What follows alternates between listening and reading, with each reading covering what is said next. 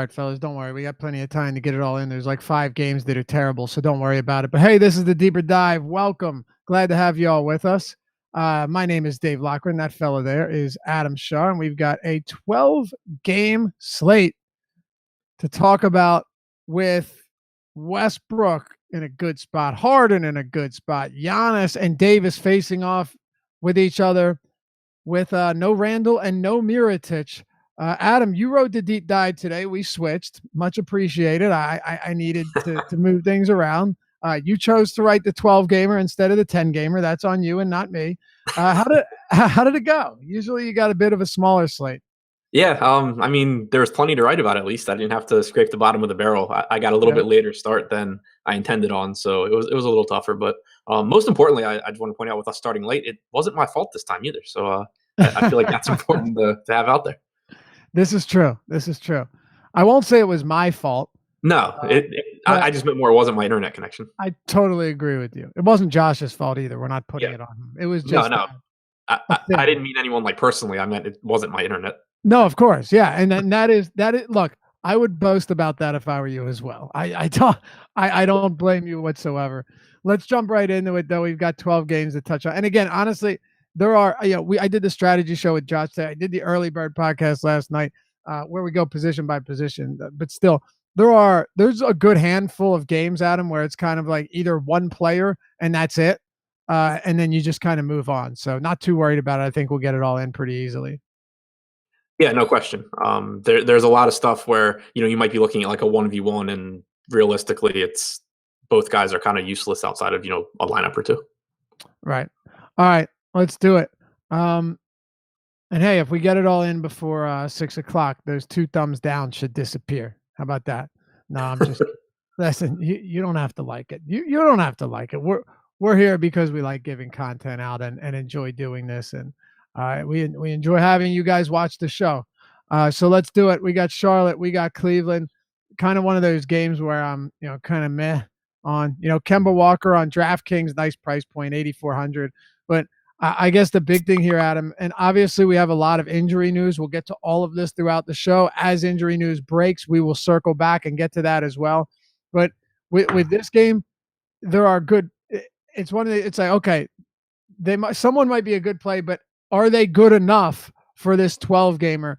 Is someone like Kemba at 8,400 in a home game against Cleveland that just beat Indiana in Indiana yesterday, playing their second of a back-to-back on the road? I think Charlotte trashes them here. But is Kemba in a good enough spot, good enough price, and not worried enough about the blowout to throw him out there? I mean, as a priority, no, I don't think so. It's a stacked point guard position, even if you ignore the entire top range here, where we're going to want to be stars and scrubs just with the way the slate breaks down. But it's a stacked point guard position too, with guys like Kyrie, like De'Aaron Fox, with Bogdanovic out. There's just so many different spots to go to. It's not to take anything away from Kemba or his upside, but this is a very slow-paced Cleveland team. It's a pace down spot for Charlotte, and on the slate you are going to just be a little bit more picky than normal. To where if Kemba ends up in some tournament lineups, then sure, but I'd be lying if I said he was anywhere close to a priority for me. Me too. Me too. Pretty much this. Actually, not pretty much. This entire game will not be prioritized for me. I mean, though DraftKings, DraftKings, it is much more appealing than FanDuel. He's 9,700 on FanDuel. Well, right, and that's why I specifically only mentioned him on DraftKings, because on FanDuel, I don't see any way you'd even want to play him in tournaments, honestly. Right. But look, we've got Jordan Clarkson is playing, and then Matthew Dellavedova is questionable, but he's going to play, 15, 20 minutes, maybe 22 minutes. Who knows? It doesn't make much of a difference even if he doesn't play. I know guys like Colin Sexton are cheap, but it's tough. And I think the one thing is you go back to Yahoo where Rodney Hood is still like $10 minimum salary. And unless you're finding guys that are way discounted, it's tough. So I want to know where you're at on the rest of this game, and if Larry Nance is still affordable enough to throw him out there after a very solid game and 14 field goal attempts on last night's win and a game-winning tip-in. Yeah, I mean, Larry Nance, I think, is the one spot in this game where I'm most interested because assuming he gets the start again at center, you should see another 33 or 34 minutes out of him. And we've talked before, and I mentioned it in the deep dive article today, just about how much more productive he's been when Tristan Thompson's not on the floor this season. He's averaged about 0.8 fantasy points per minute alongside Thompson. He's averaged a little over 1.1 fantasy points per minute when Thompson is not on the floor. Without Thompson on the floor, and so this does give you some minutes alongside Zizic as well, where he's a little bit less productive. But overall, in those minutes without Thompson, you have a 16% usage rate, but an assist percentage up at 21.5%, a rebounding percentage at 17.2%. All of those are much higher than they are when Thompson's on the floor. So I think that as long as he continues to start at center, he's going to remain a very high upside option. Yeah, and if he continues to shoot, and I don't say shoot more, like shoot at all, because a lot of times he just doesn't shoot, it makes him that much more appealing. You give me like 10 shots a game from Nance, and I'm very happy. Yeah, no question. And especially because more of them with Thompson out, it just makes such a big difference because he's able to hang out at the rim more, and that's where he's going to be, most productive. Exactly. That's why I'm saying 10 shots around the basket, because he's not taking 25 footers. 10 shots around the basket is so valuable. Usually, even last year's Bam Adebayo was converting like 60% of them. So even guys that have bad touch at the rim should be able to put up decent numbers there. And I think it makes him that much more valuable. Aside from that, though, this game doesn't have much for me. Same here. That it for you? Yep. I mentioned with this Orlando and San Antonio game. And of course, if you guys have any questions, feel free to hit us in chat. We'll be Johnny Rico. Yahoo doesn't allow us Canadians to play NBA DFS. I didn't know that. That's a shame. I only knew because someone told me on Twitter earlier. Oh yeah, I had no idea. They decided to up the stakes today. I guess they were filling up that 100K NBA tournament. They said, you know what, 2 days of that, let's make it 200K. $10 entry fee, 15,000 entry. Dude, I didn't even get in on it the first day because it filled. I'm like, there's no way this will fill. And it filled. It's at 8,100 out of 15,000 now. 50K guaranteed overlay here. So if you want to jump in that, it is there. And yeah, I didn't cash like any of them last night because I had I'm 0 for 3 on these Yahoo overlay slates. Really? I crushed the NFL one. And then I about broke even 2 days ago, and yesterday was just like a total loss. But you know what? It's still, regardless of the results, it's still you still have better odds of winning than you do on most any other tournament. So that's somebody. I tweeted earlier that if you're not someone that's a really high volume player, that this is like where your first $100 should go because it's just the most advantageous place to spend it. And someone replied and was like, well, only if you cash and profit. Well, yeah, no shit. But you have an easier chance or a better chance in a tournament with a ton of overlay than one that, has 15% rake. Correct. And that's the reason we're talking about it. Like, yes, if you sign up on Yahoo and use the sign up code AWESEMO, you get a $30 deposit bonus on any deposit $30 or more. That is true. I'm not going to act like that is not the case, right? You use Awesemo, you get $30 deposit bonus on any deposit $30 or more. But as I said the other day, we'd still talk about this if we didn't have something like that, only because you want our viewers to know about these contests, and why wouldn't you? Especially when some of the pricing is so erroneous. Yeah, I don't think you and me both, I don't think really push things that we don't actually think are advantageous. No, actually, on Monday, I had no idea that we were still doing this. I thought it was a 1 week NFL thing, and I was still talking about it. So, people get upset about shit. It doesn't matter. We try. You'd be better off entering this than not entering, unless you're myself or Adam over the past 2 days, and then you'd be better off not entering anything. But I would have been better off not playing DraftKings or FanDuel. That's what exactly. That's what I said. Anything. So. Hopefully we see you over there, and I hope somebody takes it down, man. We got some sharp guys in chat. I see them talking all the time. We got a lot of smart viewers that it's only a matter of time before someone doesn't just dump all over us and ruin our night. But with Orlando and San Antonio, I mentioned on the strategy show with Josh that it's pretty much a game that I had no interest in unless, an Aaron Gordon or somebody ends up being out, and then it changes everything. Well, towards the end of the show, Josh and I were lucky enough to get some actual news, and Vooch was ruled out, which means that Mo Bamba, his direct backup, is, of course he's minimum salary on Yahoo, but everyone knew that already. $3,700 on DraftKings, super cheap. 39 on FanDuel, super cheap.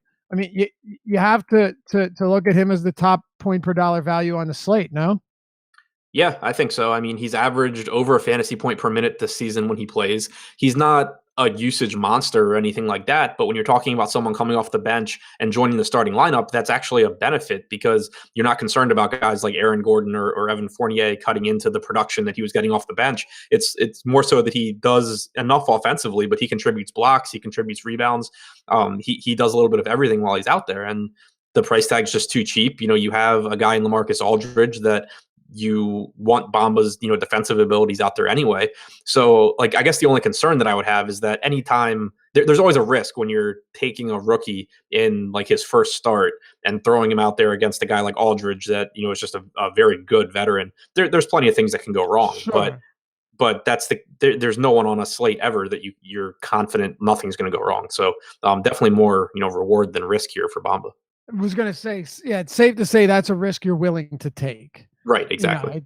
That's really all it comes down to. By the way, Dennis Schroeder and Raymond Felton both suspended tonight for leaving the bench in that altercation. I believe it had to have been the one against the Bulls, where Chris Dunn and Westbrook did that, and then this happened, and then Steven Adams basically told Rolo that, "Hey, I will kill you."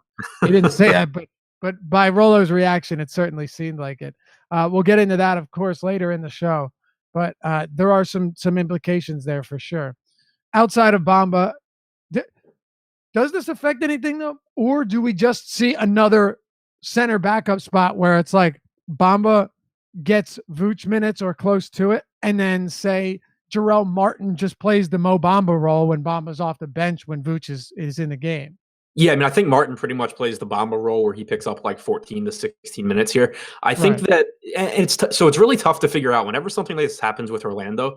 It's really tough to figure out exactly how it affects anyone else because if you remember going back to last year, there have been so many stretches where like Evan Fournier plays off the bench or Aaron Gordon's running with the second unit and stuff like that. So like when you run, NBA Wowie searches and you take Vooch off, you get so many different like results that are kind of skewed by who was coming off the bench at what time. So it's tough to be really confident, but there has been a usage bump for Aaron Gordon. If you look with Evan Fournier on the floor, Vucevic off since last season, you get about a 26% usage rate for Aaron Gordon. So I think potentially you see things tick upward for Gordon. And then Jonathan Isaac, who someone had pointed out to me in Slack chat that my baselines on him were a little bit off today. I think you get around 34 minutes from Jonathan Isaac at 4,100 on DraftKings and a $5,300 small forward on FanDuel. I think he's a perfectly fine play. All right. Yes, I agree.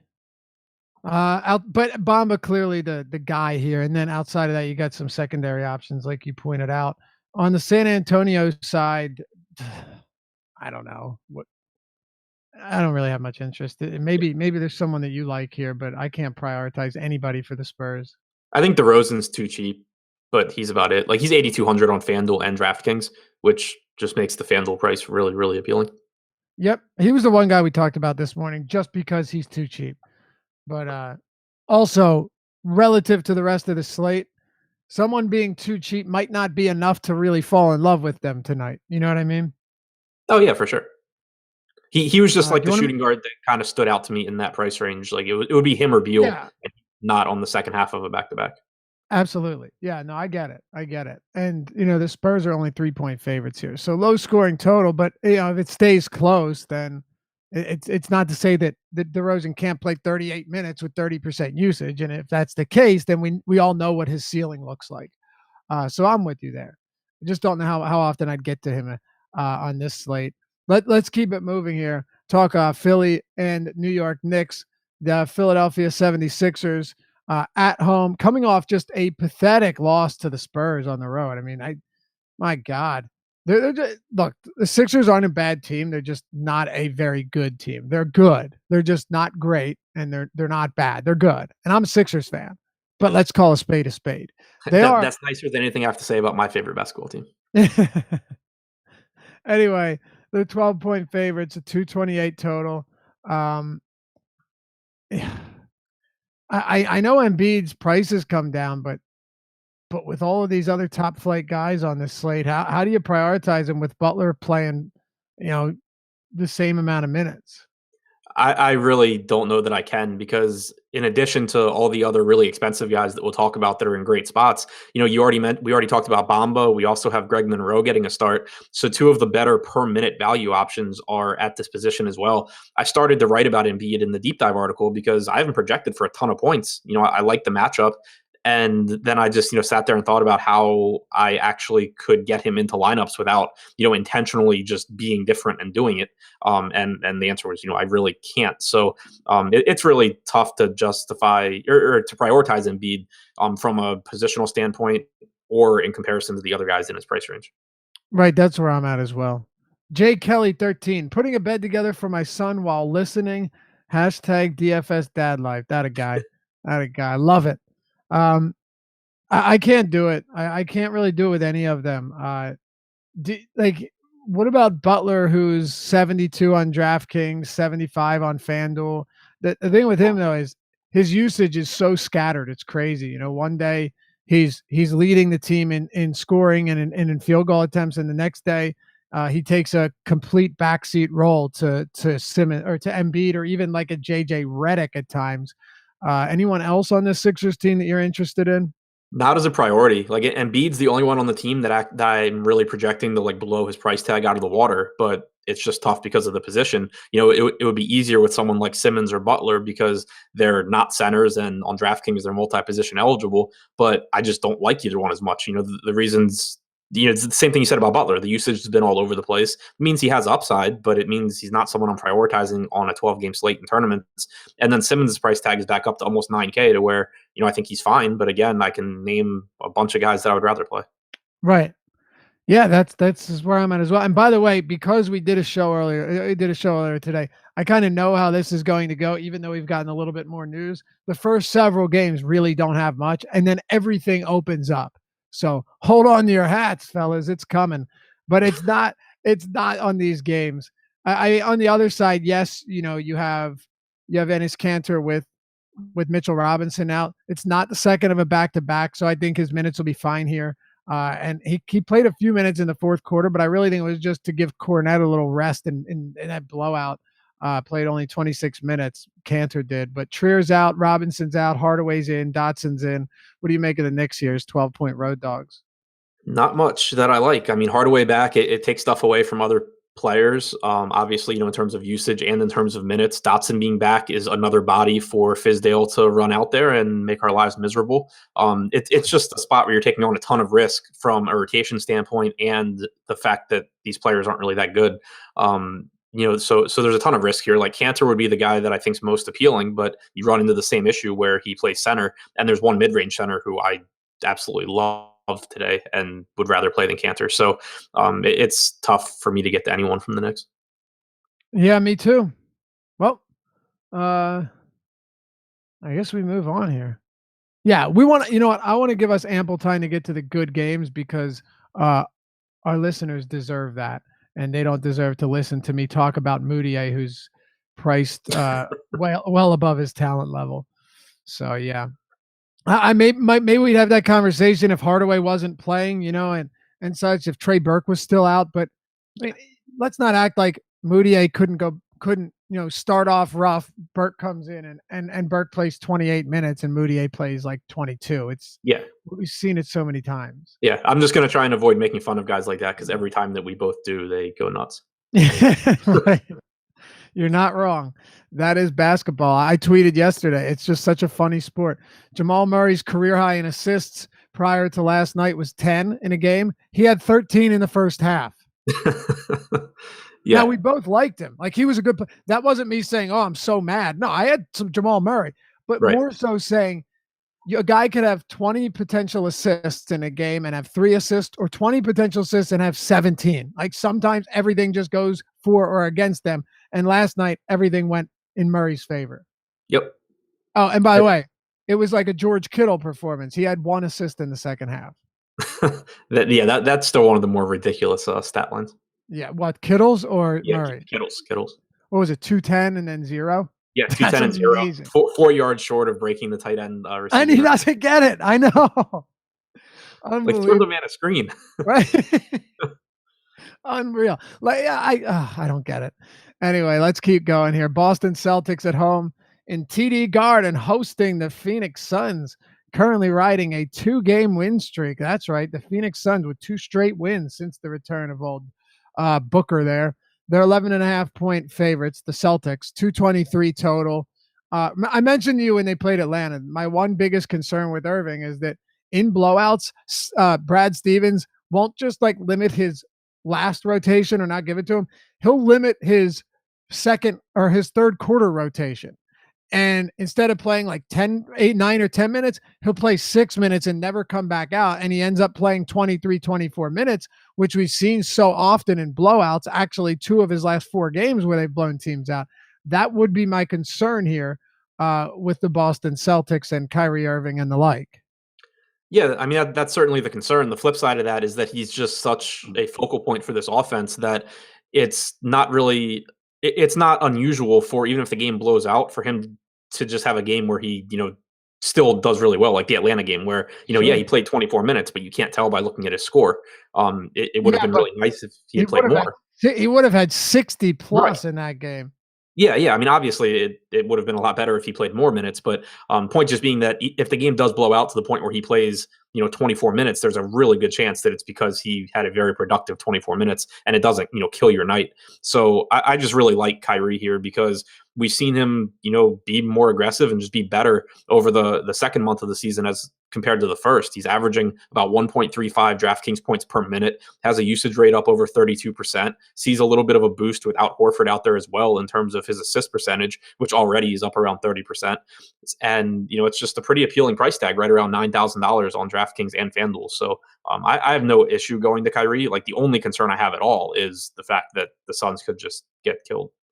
Yeah, and look, dude, he's a fantastic player. He's excellent. I love him. Uh, and I don't think he gets enough respect, but he is a very good player, and he is very capable of doing that in a short period of time. That's not to say I don't have some concerns on that front, though.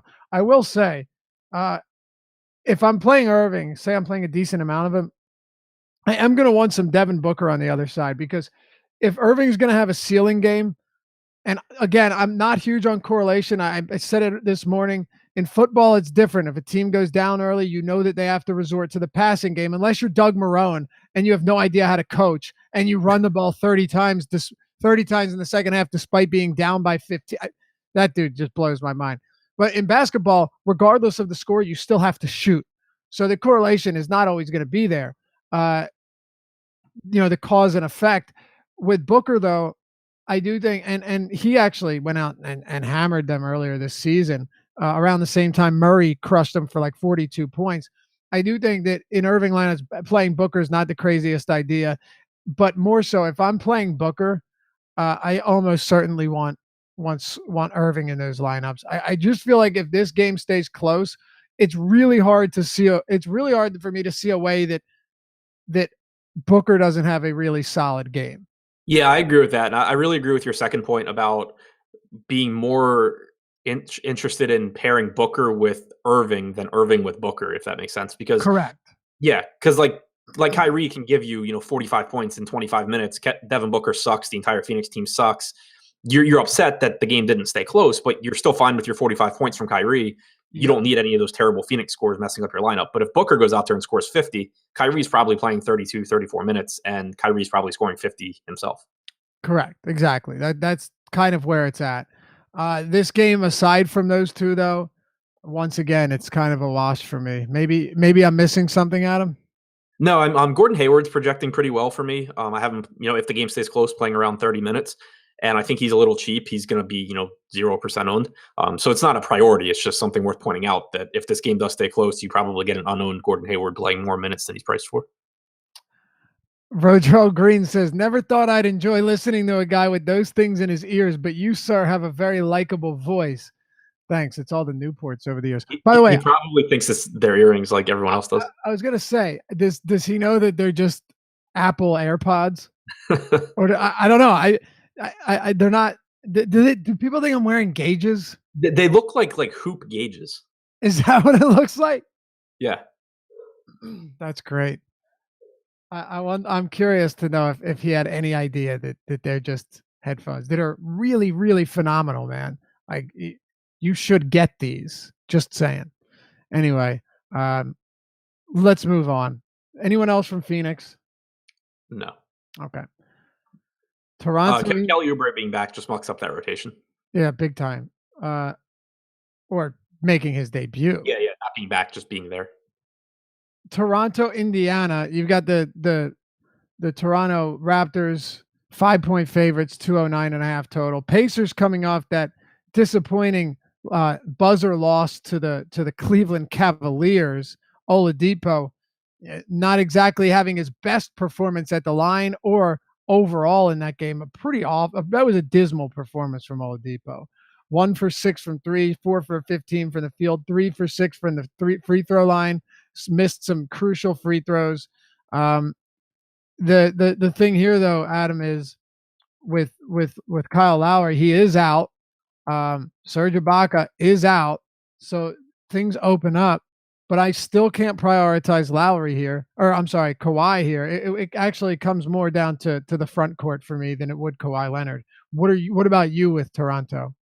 No, I agree. I think that Kawhi is much more interesting to me on FanDuel. He's 9,700 there, but you obviously have to roster the two small forwards, and this position or that position gets really thin once you get out of that top tier. So Kawhi on FanDuel, I think, is pretty interesting because he should be the absolute focal point of this offense. Has a usage rate up over 30% without Lowry, but it's still an unappealing spot. I mean, Indiana has been the second best team defensively over the last month. They play at one of the slowest paces in the league as well.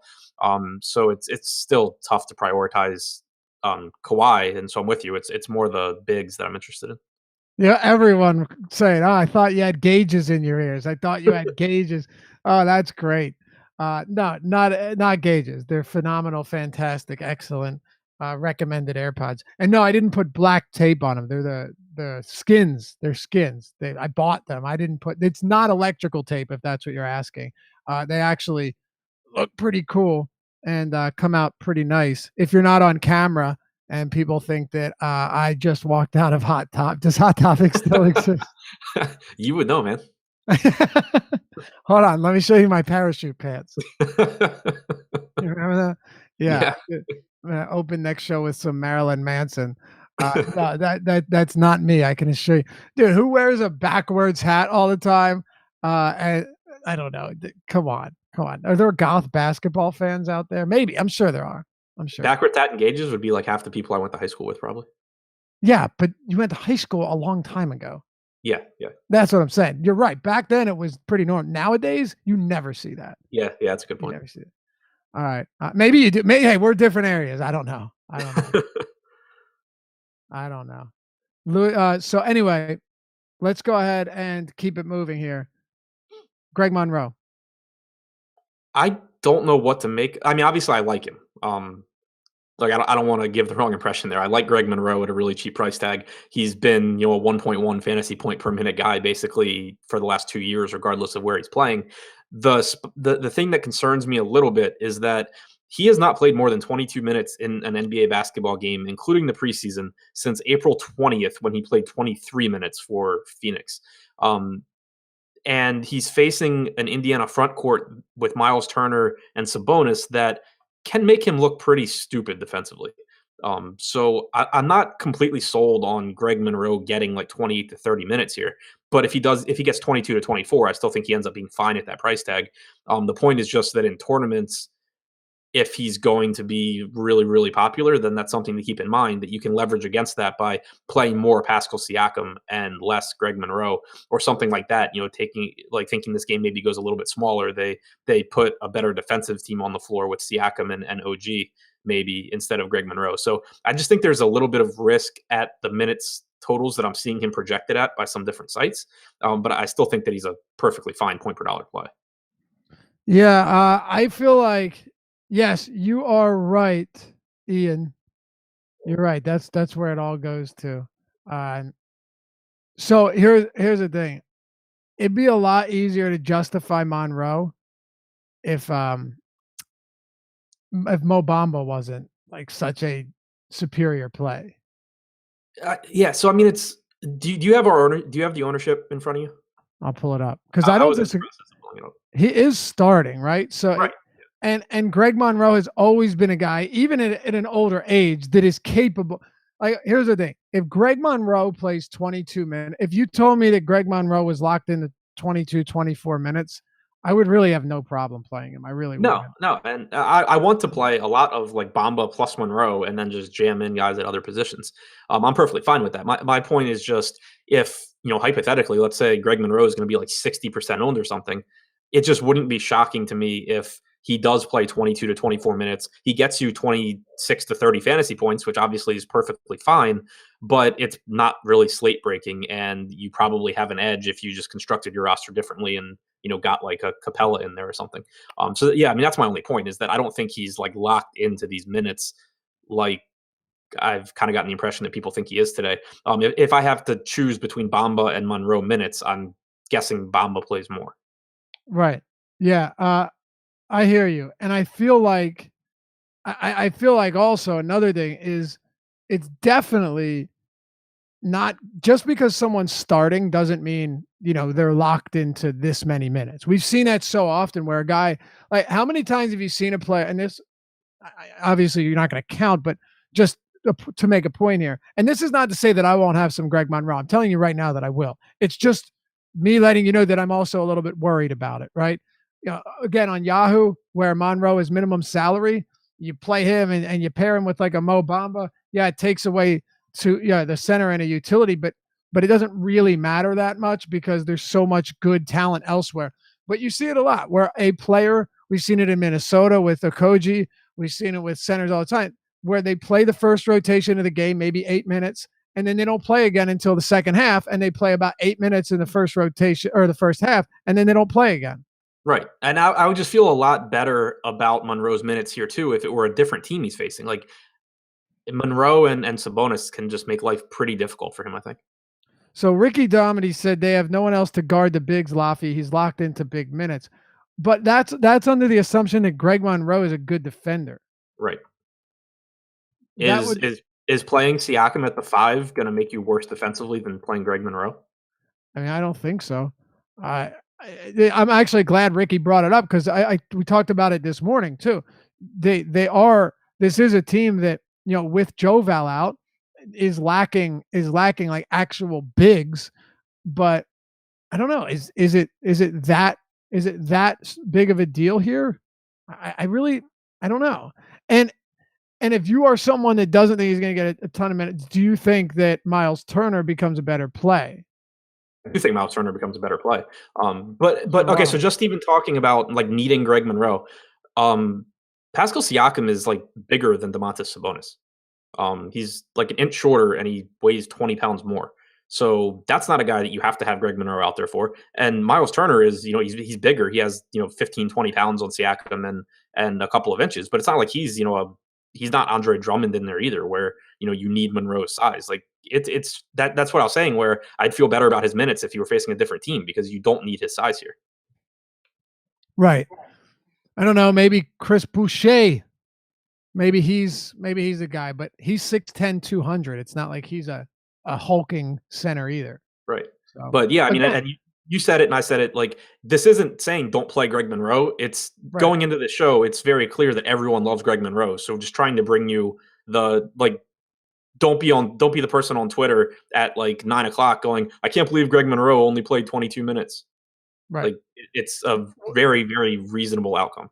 I don't think we'd be doing our job if we didn't at least break down more than one possible situation or scenario on how it could play out. Like, whereas if Mo Bamba played less than 28 minutes, I would be surprised. Barring like foul trouble. Well, of course, barring anything. Yeah. Right. If Greg Monroe played less than 20 minutes, I wouldn't be shocked. I still feel comfortable putting him around 20, 24, but right. I still have some trepidation. That said, because he's cheap and because I know that when Greg Monroe's out there, he can put up big numbers, I'm still going to play him.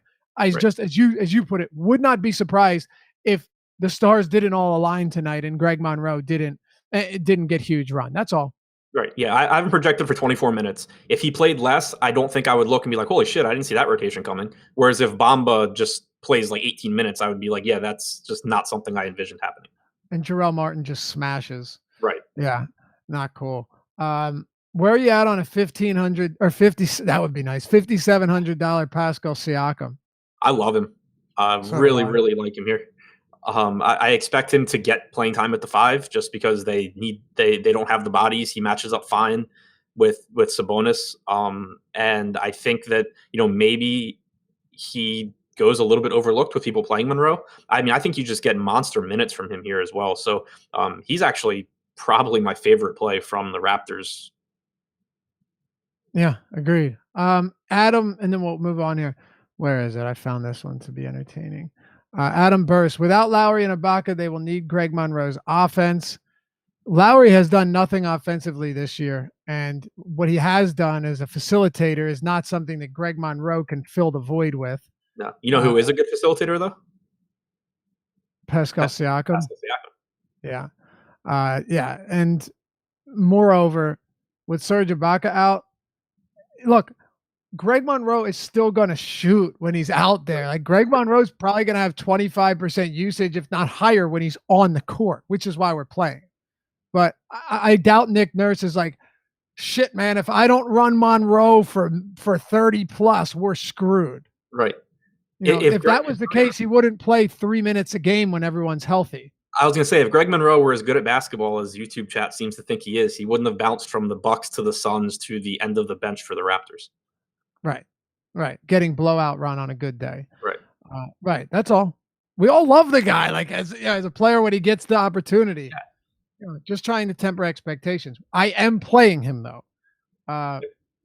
Anything else for Toronto? If not, talk to me about Indy, and then we'll move on. I don't know where you're at on Van Vliet, but I think he's kind of a trap, at least in tournaments. I'm not really. I'm not. The last time I played Van Vliet was when was it Lowry when they faced who was it? Golden State, and that was because injury news broke, and I had to get someone in there, and he was my best option. No, I'm sorry, Portland. No, I'm an idiot. Clippers. It was the 11th. Yes, it was the Clippers. And he had a decent game, but I'm not buying into it too much here. It's hard for me to fall in love with him. Yeah, I think if you want to play him in cash, that's fine. He should play around 34 minutes. He's cheap enough that it gives you a floor. But in tournaments, assuming that he does garner interest because Lowry's out, I just have no real interest in him because the matchup's not good. And in his time alongside Kawhi this year without Lowry on the floor, he's averaging like 3/4 of a fantasy point per minute. I think it's just really unlikely he puts up a score that you have to have in tournaments. Right. If he was a low 4K price point, it'd be a different story. Van Vliet at 4,900. If you see him in lineups, it's not crazy, but he's also not somebody that at that price is a must-have, not even close. Right. By the way, is Marcus Morris out? I can't see from the chat. No one's mentioned it yet. I'll update you. Yes, he is. Marcus Morris is out, Adam. Okay, so bump for Jaylen Brown and Gordon Hayward. And Kyrie, probably. Yeah. Morris sees a monster boost with is it Horford off the court? With Horford off, right? And now you have both of them off the court. So yeah. All right. I like Hayward a little bit more now. I don't know how much I'm going to upgrade Brown, but if I had no interest in him before, I have a little bit in him. Well, now. He should just get more minutes now. Right, of course. I just say it's not going to make him a priority for me. Oh, right, yeah. All right, let's talk Chicago and Brooklyn. I said I got Chicago outright here. Not that that's a huge stretch. They're only 1.5 point dogs at home, but I think Brooklyn's 6-game winning streak comes to an end tonight in Chicago, and I feel like this is a game where Chris Dunn, 6,300 on DraftKings, is 7K on FanDuel is just a really good play, man. I really like Chris Dunn at this price. Yeah, I agree. Since last season without Levine or Mirotic on the floor, 26.5% usage rate for Chris Dunn, where he's seen the minutes up. He can play 36 minutes now. It's pretty tough not to like Chris Dunn a lot here. Pretty much. I just feel like that's way too cheap. Last game you lose minutes in a game that got out of control against the league's top-ranked defense. Sure, Brooklyn doesn't play at a fast pace, but Really not too concerned about that when I expect Dunn to get plenty of minutes, a lot of usage. We're at 28, 30% usage, on a good night. It's just too cheap here, and I'm going to have quite a bit.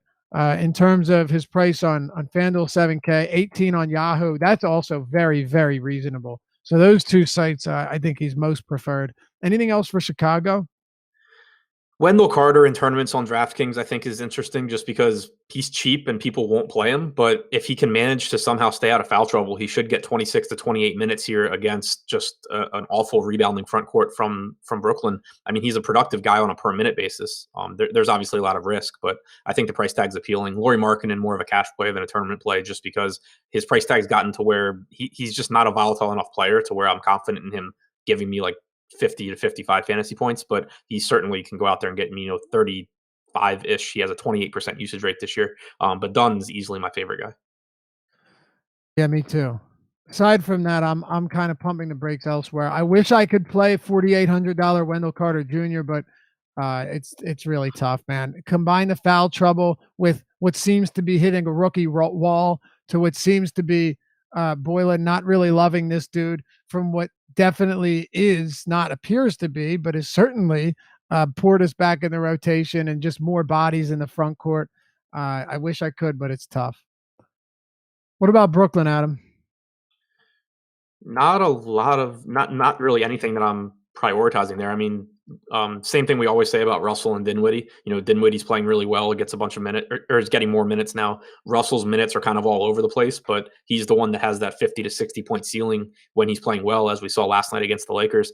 So it's nothing against either guy, but I'm not prioritizing either one just because of how many options there are on the slate. I don't really see the need to mess around too much with the secondary guys here. There's enough value on the slate. I don't see the need to get to a Kurix or a Carroll or Harris or anyone else. Neither do I. Do you have anything else in this one? Nope. All right. Fuck. Another one then. Through 6. This is where the good stuff begins. New Orleans and Milwaukee. Let's get it popping, baby. We've got the Milwaukee Bucks 9-point favorites at home. A 231 total here. Giannis Antetokounmpo, Anthony Davis, Drew Holiday, Pat Connaughton. No, I'm kidding. That would be ridiculous. Hey, how about Brook Lopez though? How about Brolo the other day, Adam, scoring 3 points and having 25 fantasy points? The guy, thank God he can block shots really well, because that could have been horribly, horribly bad. Hell, even on Yahoo where he was minimum or $13, it could have turned south in a hurry. Let's just jump into it. Start with Giannis. Let's, instead of breaking these teams down separately, let's talk about Giannis and Davis, because that's way more important than looking at these teams individually. Yeah, so I mean, I like Giannis. I always love Giannis. He's averaging 1.6 DraftKings points per minute this season, and he's just really, really productive. He should play around 38 minutes if it's competitive, and it's a really fast-paced game. Both these teams, 6th and 7th in pace. It's obviously a good spot for Giannis. It's just tough for me to prioritize him over Anthony Davis unless we're talking about ownership. If you're going to get Davis at a lot higher ownership, then fine, because you do have that monster ceiling from Giannis. But Davis has played like 109 minutes this season without either one of Nikola Mirotic or Julius Randle on the floor. He's averaging 2.18 DraftKings points per minute. Like, I did not. I've never seen that over, like a sample size of bigger than like 50 minutes. Dude, I know. We talked about it this morning. It's when I saw that number, I'm like, no, that can't be. With Holiday on the floor and Mirotic and Randall off in 80 minutes, it's 2.38 or something. Right. It's insane. And even if you go back to last season to get, a bigger sample, you get 653 minutes with none of Mirotic, Randall, Cousins, Rondo, or Peyton on the floor. Still almost a 34% usage rate, averaging 1.7 DraftKings points per minute. Should play, 40 minutes here from a projection standpoint and a cash standpoint. Like, Anthony Davis is the guy. Where it gets interesting because of all the high end options on the slate is, Davis, obviously people have been talking about him since this time yesterday when people brought him up in YouTube chat. Mm-hmm. So, there's certainly merit to saying, okay, fine, if Anthony Davis is going to be way more popular than these other guys, then I'll pivot. But as of right now, we have him projected exactly the same as Giannis, exactly the same as Westbrook. In which case I will just take Anthony Davis.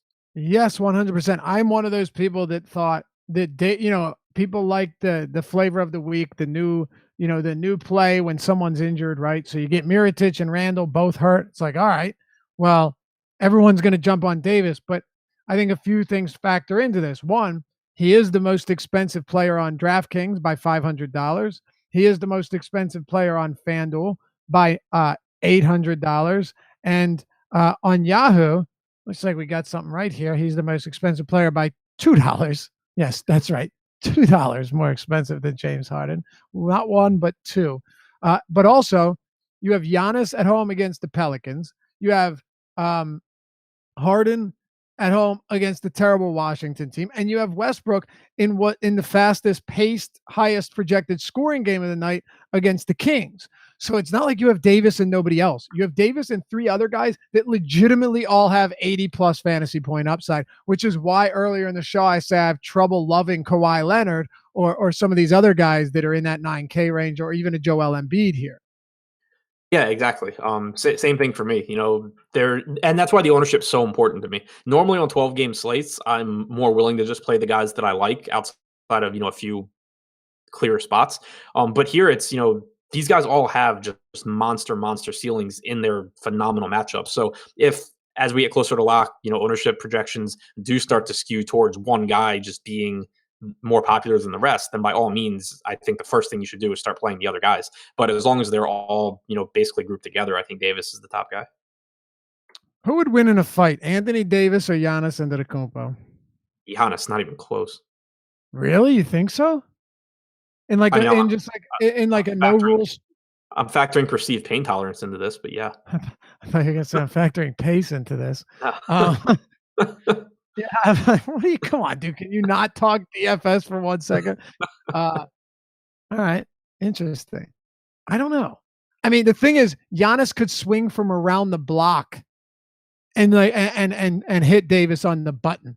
So maybe that would have something to do with it. Visualize Davis punching Giannis in the face and how you think Giannis would react, and then visualize Giannis punching Davis in the face and how you think Davis would react. You're probably yeah. It's not even pain tolerance. It's he would shatter on the first. Oh God, that's too good. You're right. What? Imagine Giannis if he grew up and boxing was like a thing in Greece. Maybe it is. I don't know. But with that reach, you could be in your own corner and just like popping him in his corner. I would love to see Giannis in a street brawl, or even just a regulated boxing ring. I would be all about it. So Giannis getting hit by Davis, I'm envisioning like Colossus from Deadpool. Like I'm envisioning him getting hit, and I think Giannis would react the exact same way. Yeah, absolutely. But the thing is, Davis has a monster wingspan as well. So it's not like, I just think Giannis is way tougher. For sure.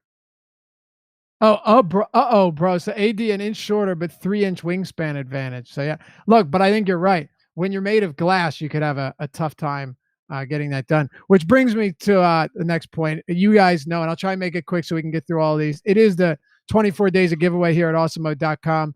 And we are giving away to one lucky winner, randomly selected every single day, a package of your choosing, but not anymore. Actually, it's an all-access monthly pass. So you get everything behind the paywall, premium content for a month, completely free.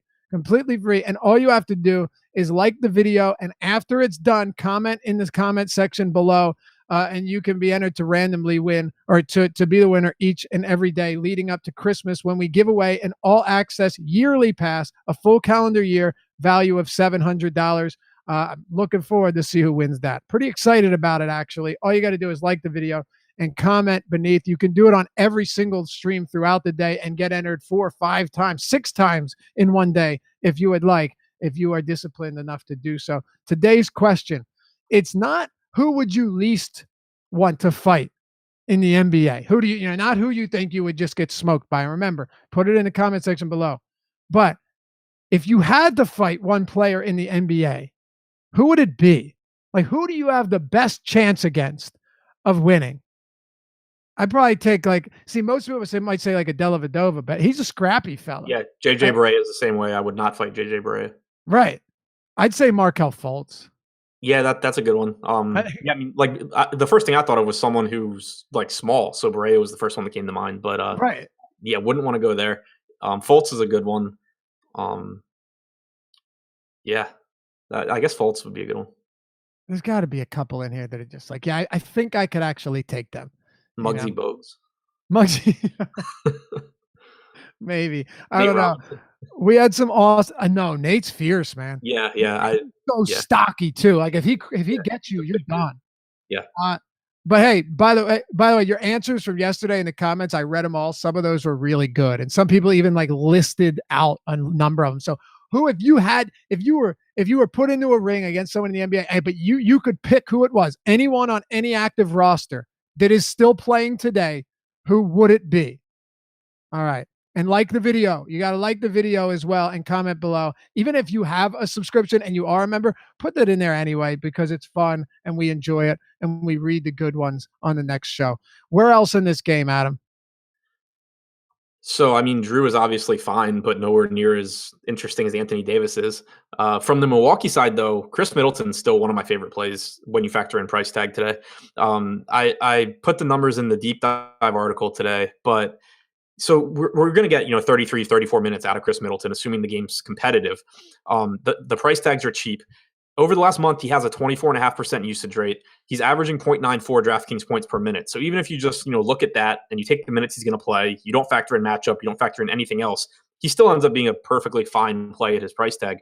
But if you look at how he's been shooting, he has a 43.6% effective field goal percentage over the last month. In the first month of the season, he was at 58.3%. So that's a 15 percentage point difference. Last season, he was at 52.6%. So still 9 percentage point difference. Like, he's clearly going to be a better shooter from this point forward than he has been over the last month. The price tag reflects that. And then it's also a good matchup, in a fast-paced game against a defense that isn't that good. So I really, really like Chris Middleton. All right. You're going to hit on him very soon and it's going He to had a be good game last time out. I know. What do you have, like Yeah. 38 or something? Yeah. Yeah, of course, the first time, like all month, he was 25% on. Exactly. 36 and a half. Yeah, give me Markelle Fultz, man, with this thoracic outlet syndrome. Yep. Come in.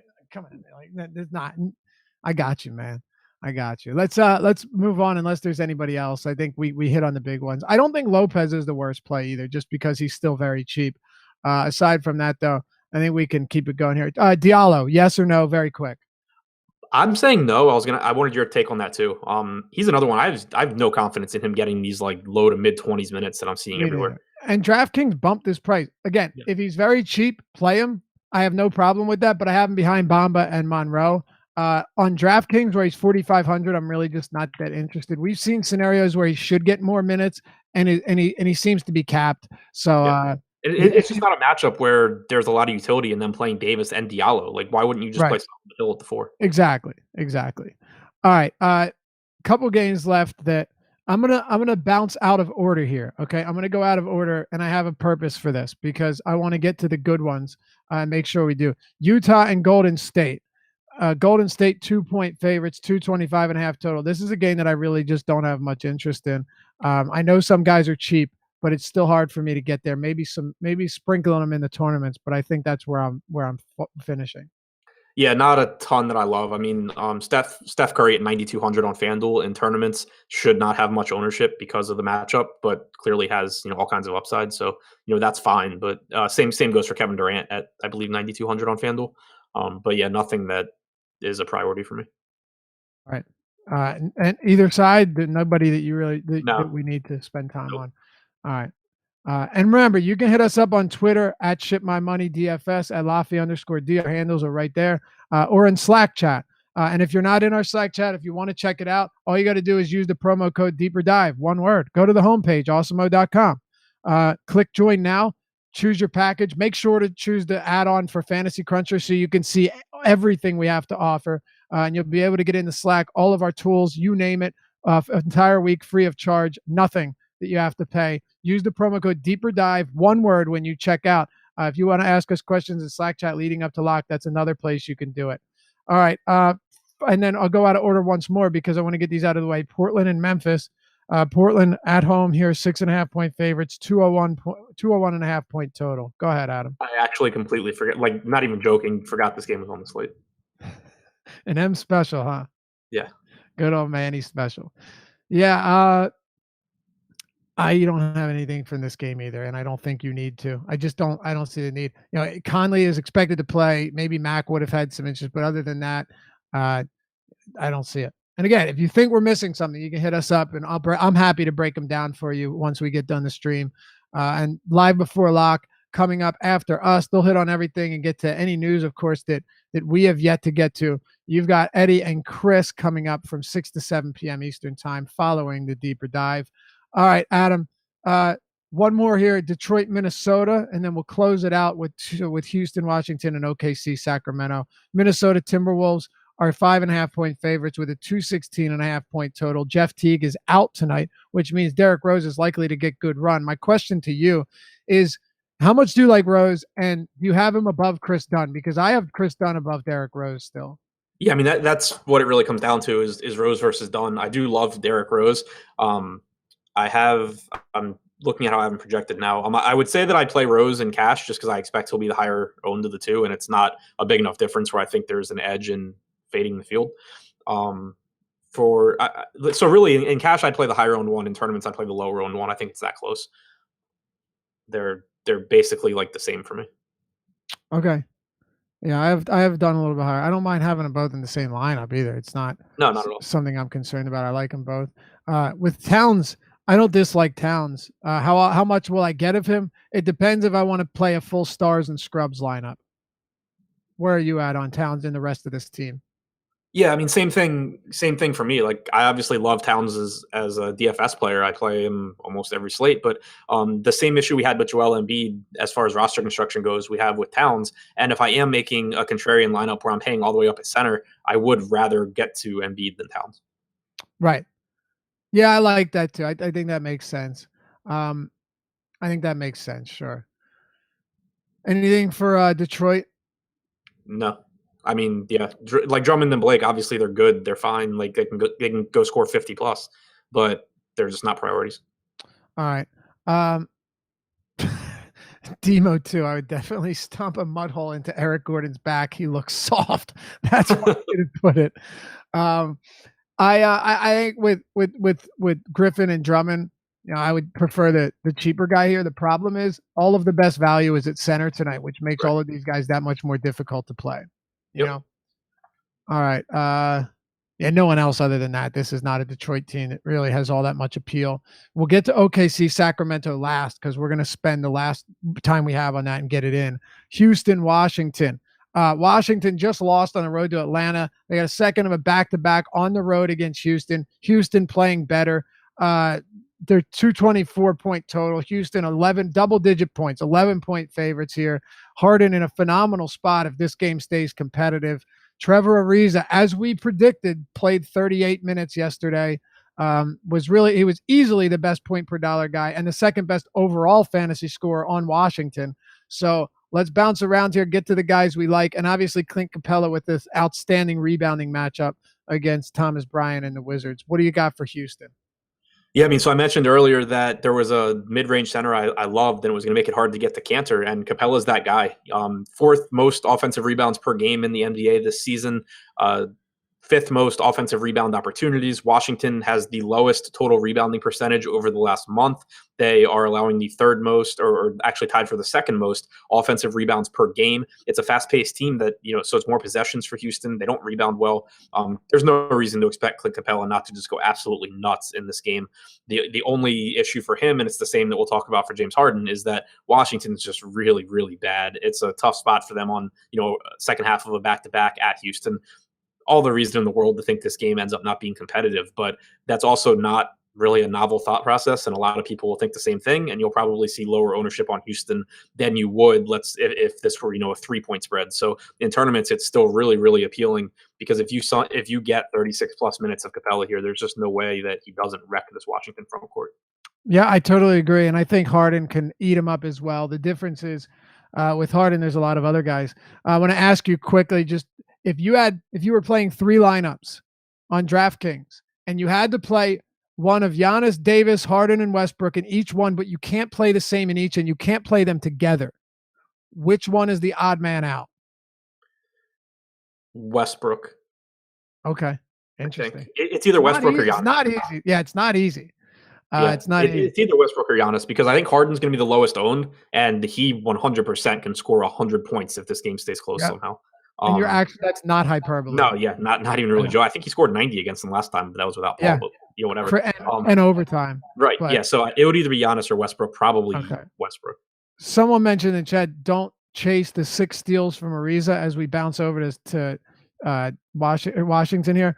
I agree. Don't chase the 6 steals, but also he averages 1.5 per game. So he does have active hands. He gets his hands in passing lanes. He picks up steals. I mean, he's got 13 over his last 3 games.